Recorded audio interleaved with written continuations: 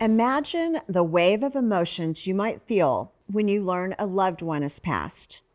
Now, imagine experiencing that news again and again.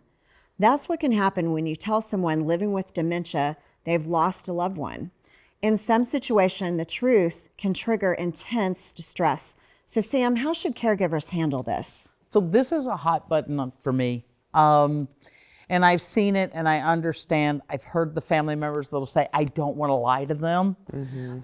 But if you've got someone who lost their spouse, say 5 years ago, can you imagine the impact? The first time you heard somebody that you really love had passed away, it's like getting punched in the gut. It is devastating.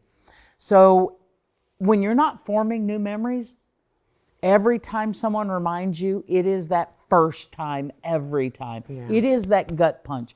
And it comes with all of the same level of emotions. And so if you're telling and it is distressing, stop telling. Stop reminding. If they're asking about their husband, validate it. Say, oh, tell me what you used to do with Dad. And if that doesn't work, it's okay to lie. It is literally okay to say, you know what, you'll see him again soon. He's still at work. I don't care. You have lied your whole life to protect yourself in some level or another. If the cop rolls up at the window and says you were doing 75, oh, I didn't realize that. Well, now, you wait a knew minute, you were. wait. You knew you were. So you will lie to protect yourself. Please lie to protect them. Please. I think you have to remember that you have to meet them where their mind is today. Yes. That's what it's all about. I agree with you. And I think when the death is just right there, it just happened. Yeah. And they're asking about it and they have that extreme reaction.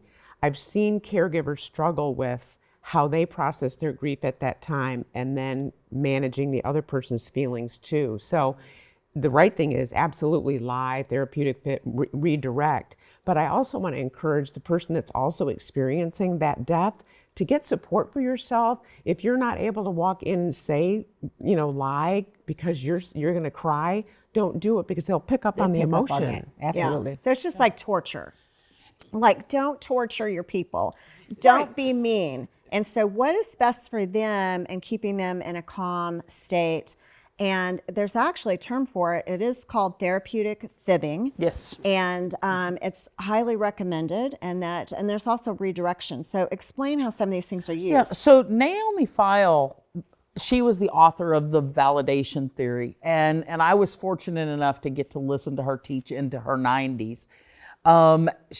She believed that every question that someone with dementia had, every problem they had, was a reach for something and needed to be validated. So if you're asking for Bob, is Bob coming home? Well, what did you guys like to do together?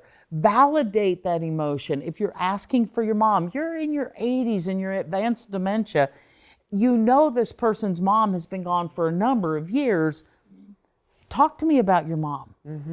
Let's talk about it. Let's validate that you need that reconnection at that point. You're looking for something, and that's okay. That's really, really good.